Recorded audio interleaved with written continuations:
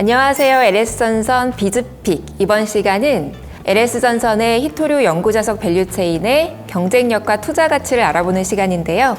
그로스리서치의 이재모 대표님, LS에코에너지 콤돌이 히토석 박종석 팀장님과 함께합니다.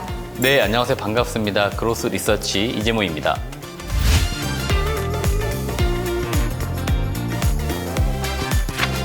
안녕하세요. LS에코에너지 박종석 팀장입니다.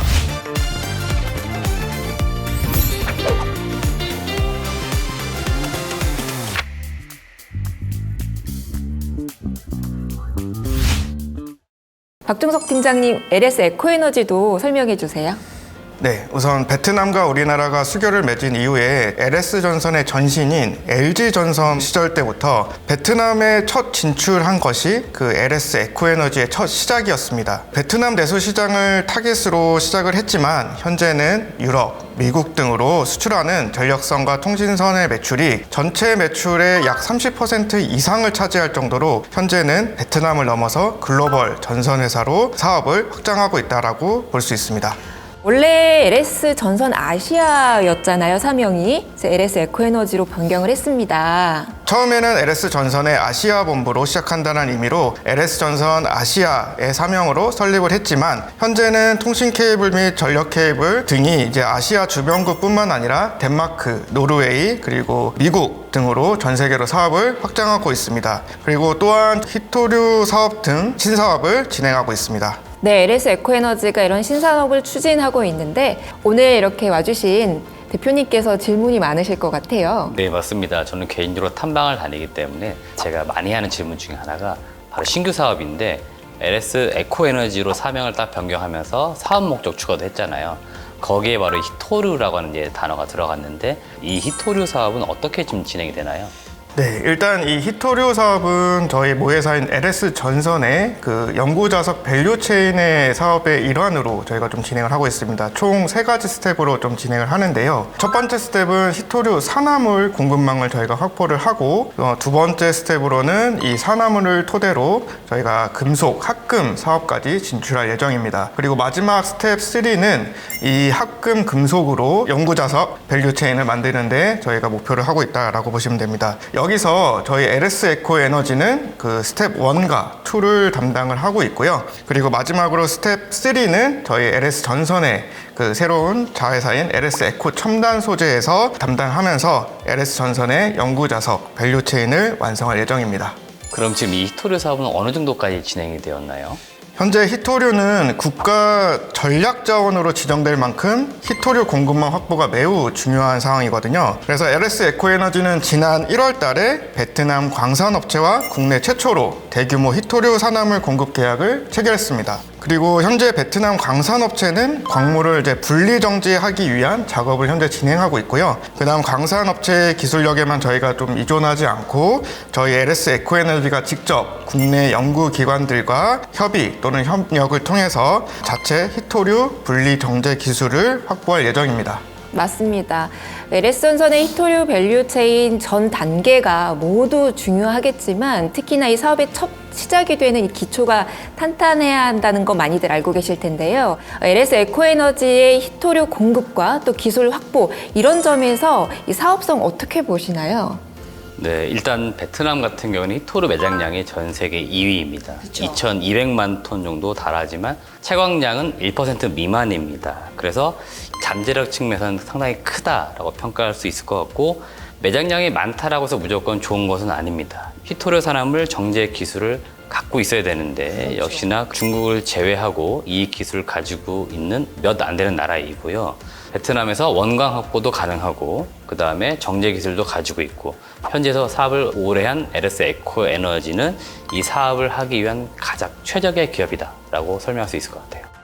히토류 확보한 것에 대한 것은 또 어떤 의미가 있다고 볼 수 있을까요? 현재 히토류 산화물을 필요로 하는 이제 많은 기업들은 중국을 통해서 이 산화물을 이제 공급을 받고 있는데요. 근데 지금 중국은 이 히토류 수출 규제 등 전략 물자화하고 있는 상황입니다. 그래서 이제 이 히토류를 필요로 하는 많은 기업들이 그 안정적으로 이 공급망을 확보할 수가 있는지가 가장 중요한 이슈로 지금 떠오르고 있는데요. 이에 대한 대안으로 저희 LS 에코에너지는 베트남에서 히토류 산화물을 이제 확보함으로써 진정한 저희가 탈중국화를 진행했다라는 의미가 있고, 또 이로써 저희가 안정적인 공급을 할 수 있다라는 의미가 있다고 볼 수 있겠습니다.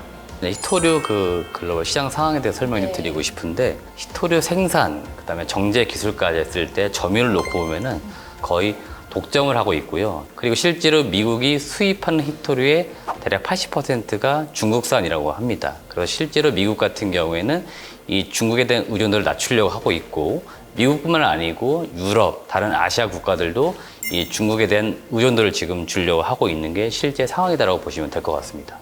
그런 상황에서 저희가 그 히토류를 공급하는 계약을 체결했다는 거 고무적이라고 저도 생각이 듭니다. 팀장님, 그러면 올해는 어느 정도의 성과를 좀 기대할 수 있을까요?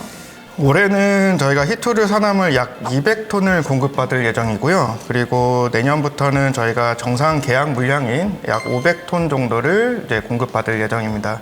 추가로 호주 등 추가 광산 업체들과도 계약을 좀 검토를 하고 있는데, 그렇게 되면 저희가 향후에는 500톤 이상의 그 산화물을 공급받을 수 있을 거라고 보고 있습니다. 이런 상태에서 구매처가 확실하게 지금 확보가 된 상황인가요?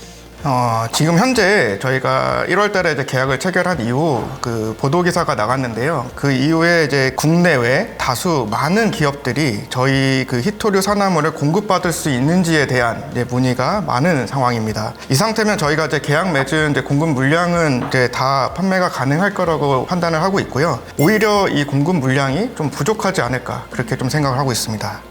이 산화물 500톤이라고 하는 게 일반인이 들었을 때는 양이 가늠이 안 되는데, 이게 어느 정도 수준인가요? 산화물 500톤은 약 40만 대의 전기차에 들어가는 연구자석을 만들 수 있는 양입니다. 그래서 작년 한 해 우리나라 그 현대 기아차에서 전 세계 시장에 판매한 전기차 대수가 약 27만 대임을 감안하면 이 양이 결코 작은 숫자가 아님을 알 수 있습니다. 그 물량이 남는 거 아니에요? 이거는 이제 국내 상황만 제가 말씀을 드린 거고, 전 세계적으로 봤을 때는 작년 한 해 전기차 생산량이 약 1,400만 대 정도 됩니다. 근데 중국을 제외해도 약 670만 대 정도 되거든요. 2030년에는 중국을 제외하고도 약 2,700만 대가 전기차 생산이 예정이 되어 있어서, 지금 저희는 앞으로 이 히토류 산화물에 대해서 공급량을 더 늘릴 계획을 가지고 있다라고 보시면 됩니다.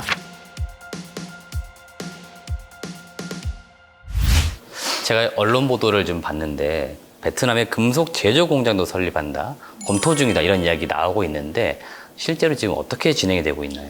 아까 말씀드린 것처럼 LS전선의 이제 연구자석 밸류 체인의 스텝 2 부분에 해당되는 부분인데요. 일단 저희는 그 히토류 공급지에서 현지 금속 공장을 운영함으로써 또 원가 절감과 현지 비즈니스 네트워크 등 이제 사업에 유리한 저희가 작용을 할 수 있는 부분으로 저희가 진행한다라고 보시면 될 것 같습니다. 따라서 위치는 저희가 이제 호찌민으로 저희가 검토를 하고 있는데요.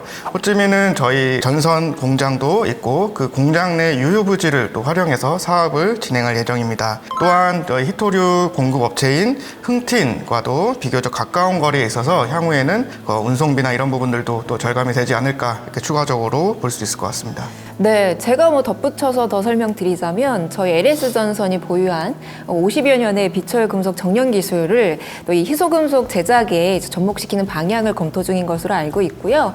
앞으로 이제 그런 기술력에 또 높은 품질로서 이제 금속 생산이 가능할 것으로 생각이 들어요. 히토류 연구자석 밸류 체인을 통한 또 이제 앞으로 LS 에코에너지의 매출도 한번 알아보죠. 이제 2030년에는 아까 말씀드린 이제 히토류 희소금속 합금 사업까지 진행하게 된다면 이 매출액이 약 1,800억 정도 반영될 거라고 보고 있습니다. LS 에코에너지가 베트남을 통해서 이제 히토류를 공급받는 거에 대해서 어떤 정도의 안정성을 얘기할 수 있을까요?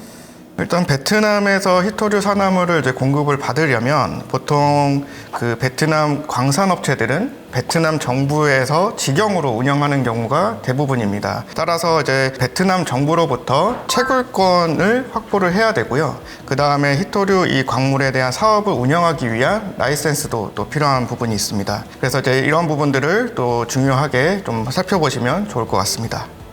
산업 전반과 결부해서 저희가 추진하고 있는 히토류 사업 좀 얘기해 주시죠. 일단 제가 이제 투자자 관점에서 봤을 때는 중국을 제외하고 실제로 이 히토류 관련 사업을 하겠다는 기업들은 굉장히 사실은 많아요. 하지만 실질적으로 뭔가 사업이 추진되고 있는지는 모르겠거든요. 그런 측면에서 우리 LS 에코에너지는 나름대로 지금 밸류체인을 일단 구축을 한 상태에서 실제 지금 추진이 되고 있지 않습니까? 그러니까 그 어떤 히토류 관련된 사업에 대한 가치가 지금 현재 주가에는 사실 제가 봤을 때는 반영이 좀 덜 되어 있다라고 보이는 거고, 실제로 중국 제외하고 여타 기업이 사실은 이 사업을 한다는 거는 새로운 비즈니스를 만들 수 있다는 것을 의미하기 때문에 또 다른 성장성을 의미하죠. 그러니까 그런 측면이 좀 주가에 좀 더 반영되었으면 한다, 이런 바람도 가져봅니다.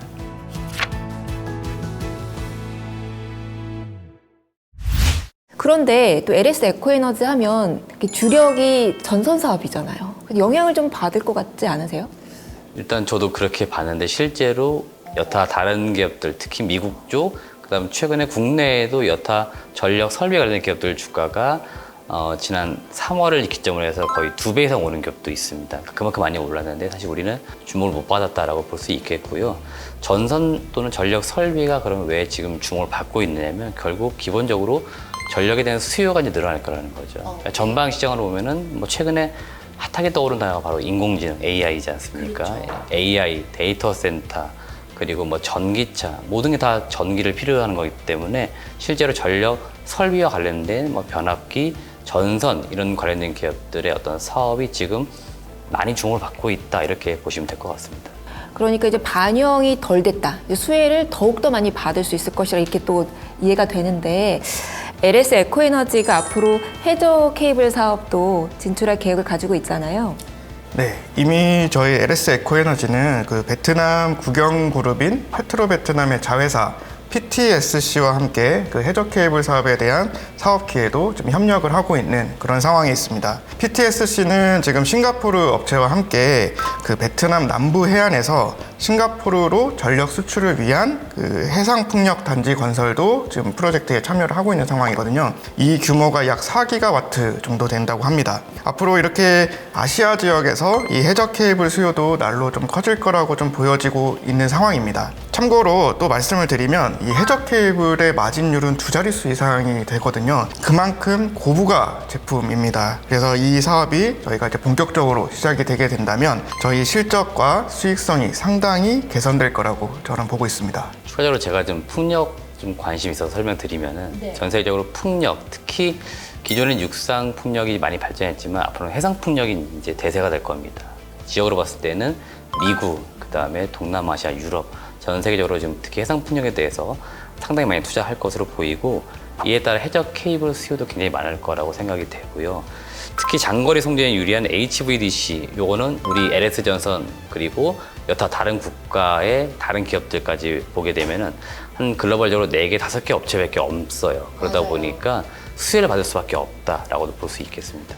이 LS 에코에너지가 이제 핵심 거점이 될 거라는 생각에 많은 기대를 갖고 있습니다.